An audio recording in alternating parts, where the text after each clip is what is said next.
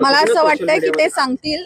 सभासदांना जे प्रश्न होते ते त्यांनी लेखी विचारलेले आहेत. आम्ही त्यांना लेखी उत्तर द्यायला लागलेलो आहे. हे त्यांचे टिपिकल उत्तर येईल. आणि मला अपेक्षा आहे किंवा आशा आहे की इथे त्यांनी मला नाही बोलून दिलं तरी माझ्या ठरावधारकांना त्यांनी बोलून द्यावं. माझ्यासोबत जे आहेत त्यांना एक 4-5 लोकांना जरी त्यांनी बोलून दिलं आणि त्याची जर समर्पक उत्तर आम्हाला मिळाली तर काही प्रश्न येत नाही. तुम्ही काल म्हटलं की संचालक कारवाई पुढे नेली असेल संचालक मंडळ बरखास्त झालं असतं, त्याच्यावर ते देखील म्हणले की तुम्ही बरखास्त झाला.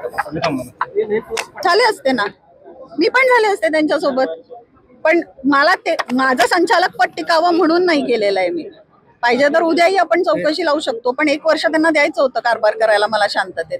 अजून 1.5 वर्ष बाकी आहे माझ्या हातात. 1.5 वर्षात काय करा पुढची पावलं नाही. इतके वर्ष आम्ही गोकुळमध्ये आणि आमचा एकही जेन्युइन ठरावधारक नाही असं हे शक्य नाहीये. त्याच्यामुळे आमच्या बरोबर आलेले सुद्धा आमचे ठरावधारक आहेत. त्यांचं पाहिजे तर तुम्ही चेकिंग करा. खरं त्यांना जर आतमध्ये बसायला जागा नसेल तर मी मागच्या टाइमला पण सांगितलं हे खरोखर संशोधनाचा विषय आहे. मला काल रात्री मेसेज आला की 1,500 बोगस पासेस वाटण्यात आलेले आहेत सत्ताधाऱ्यांच्याकडून म्हणून. तर कुठेतरी याचा सुद्धा शोध घेतला पाहिजे. काय अपेक्षा आहे सत्ताधारी विरोधकांच्या प्रश्नांची उत्तरं देतील, सामान्य सभासदांच्या शेतकरी दूध उत्पादकांची उत्तरं देतील असं वाटतं का? हे बघा 27 तारखेला जी मुंबईला मीटिंग होती, खरंच मला माझ्या घरगुती कारणामुळे जाता आलं नाही. माझी बोर्डात चर्चाही झाली होती की मला 26 तारखेला घरी कार्यक्रम आहे आणि त्यामुळे मी 27ला दुपारी येईन. पण तो कार्यक्रम लांबल्यामुळे मला 27ला जाता आलं नाही, हे तितकंच खरं आहे. पण याचा अर्थ असा नाही की बोर्ड मीटिंग मध्ये काय झालं हे संचालकांना कळू नये. आज आपण इतक्या अत्याधुनिक युगामध्ये वावरतो की एखाद्याने फोन जरी करून कळवलं असतं की हे विषय बोर्डामध्ये झालेले आहेत आणि असं असं ठरलेलं आहे तर तरी चाललं असतं. पण तसंही त्यांच्याकडनं काही कळवण्यात आलेलं नाहीये.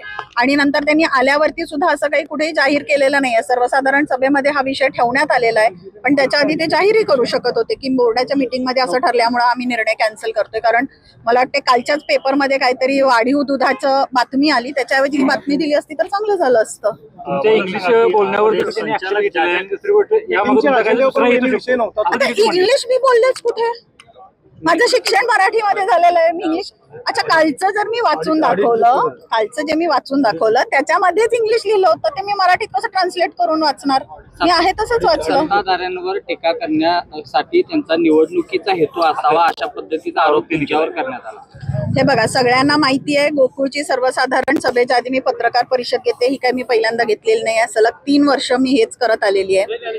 बोर्डामध्ये प्रश्न मांडणं, बोर्डामध्ये उत्तरं मिळणं आणि ज्या काही चर्चा होतात त्या बंद खोलीत असणं ही एक वेगळी गोष्ट आहे.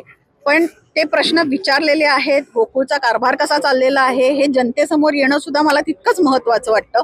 म्हणून मी पत्रकार परिषद घेते, लोकांच्या समोर प्रश्न मांडते आणि मी जनतेत संपर्क दौरे करत असते केवळ या कारणासाठी की लोकांच्या पर्यंत हे प्रश्न पोहोचले पाहिजेत आणि या लोकांनी त्यांना उत्तरं दिली पाहिजेत. कारण आपण म्हणतो ना की गोकुळचे खरे मालक कोण असतील तर हे दूध उत्पादक आहेत. तर दूध उत्पादकांना पण कळलं पाहिजे ना संघ कशा पद्धतीने वाटचाल करतो. खाली बसणार आहात की वरती संचालकांसोबत असणार? माझ्या जर ठरावधारकांना सभासदांना योग्य जागा मिळाली तर मी वरती जाऊन बसेन त्यांच्या बरोबर. जर यांनी नेहमीप्रमाणे आधीच सभासद भरून ठेवले असतील तिथे तर कदाचित मला यांच्यासोबत उभं राहावं लागेल. विरोधी सभासदांना आज सोडलं जात नाही असा आरोप आता तुमच्या सभासदांकडून केला जातो. मग ते चेकिंग योग्य आहे. जर तुम्ही 50 लिटरची अट रद्द केली तर याचा अर्थ आहे की तुम्ही 10 लिटर घालणाऱ्या संस्थेला सुद्धा उद्या गोकुळचं सभासद करून घेणार. हेच मी काल माझ्या पत्रकार परिषदेमध्ये सुद्धा मांडलं. 1000 लिटर दूध घालणारी संस्था आणि 10 लिटर दूध घालणारी संस्था या दोघांनाही मताचे अधिकार दिले तर ते चुकीचं होणार आहे.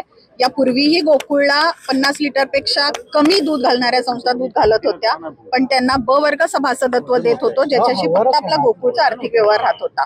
आणि आम्ही आजही तेच म्हणतोय की त्यांना ब वर्ग सभासदत्व द्या, त्यांच्याशी आर्थिक व्यवहार असू देत, पण मतदानाचा अधिकार येण्यासाठी किंवा त्या सभासदाला मिळण्यासाठी काही अटींची आणि नियमांची पूर्तता करणं हे अनिवार्य असू दे. ज्या दूध संघाचं आज दूध 10 लिटर संकलन होत नाही अशा संस्था सभासद म्हणून आहेत. मग आमच्या म्हशी सगळं 10 लिटर दूध देतात, मग आमच्या म्हशीनं तुम्ही सभासद करून घ्या, ही आमची भूमिका आहे.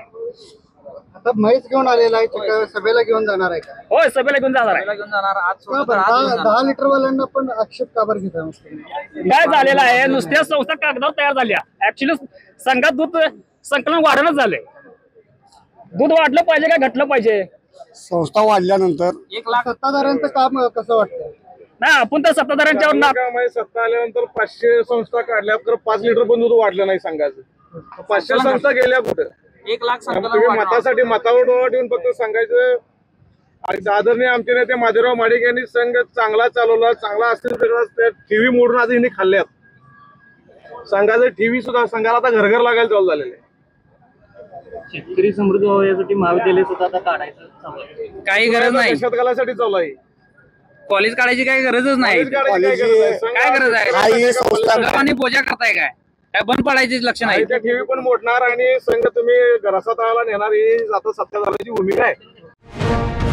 अशाच ताज्या अपडेटसाठी महासत्ता न्यूजला सबस्क्राईब करा.